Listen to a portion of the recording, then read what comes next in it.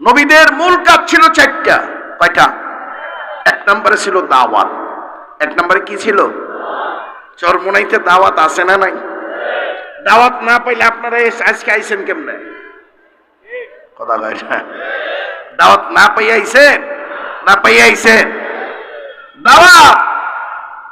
এখন মোবাইলেও দাওয়াত চলে, চলে কিনা? আবার কার্ড দিয়েও দাওয়াত চলে, আবার লিফলেট পোস্টার দিয়েও দাওয়াত চলে, মাইক দিয়েও দাওয়াত চলে, মুখে মুখেও দাওয়াত চলে। কথা ঠিক কিনা?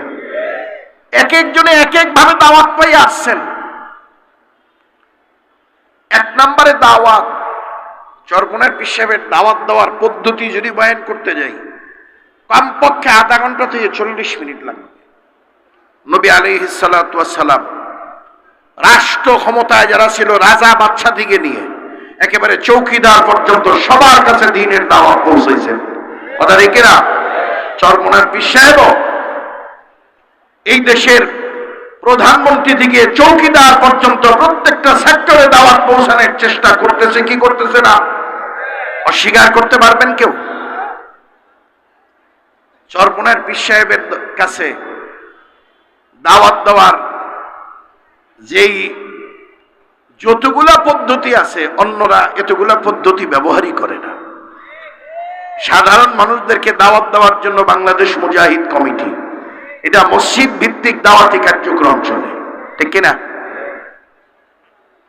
ছাত্রদেরকে দাওয়াত দেওয়ার জন্য ছাত্র সংগঠন আছে না নাই? মেলা ছাত্র সংগঠনের নাম আমরা জানি। ওই ছাত্র সংগঠনে ভর্তি হওয়ার পরে ভদ্র ছেলেটাও গুন্ডা মাস্তান বেয়াদবে পরিণত হয়। কথা ঠিক কিনা? মেলা ছাত্র সংগঠনে ভর্তি হওয়ার পরে পড়ালেখা বাদ দিয়া কমরের মধ্যে রিভলভার পিস্তল নিয়ে ঘুরে। কথা ঠিক কিনা? কিন্তু চরমোনাই পীর সাহেবের কাছে ছাত্ররা, ইউনিভার্সিটির ছেলেরা যাওয়ার পরেও দেখা যায় যে চরমোনাই পীর সাহেবের ছাত্র সংগঠনের ছাত্ররা পকেটের মধ্যে রিভলভার আর পিস্তল রাখে না, তারা পকেটের মধ্যে মেসওয়াক আর তসবিহ আর টিস্যু পেপার রাখে। কথা ঠিক কিনা? ভাই,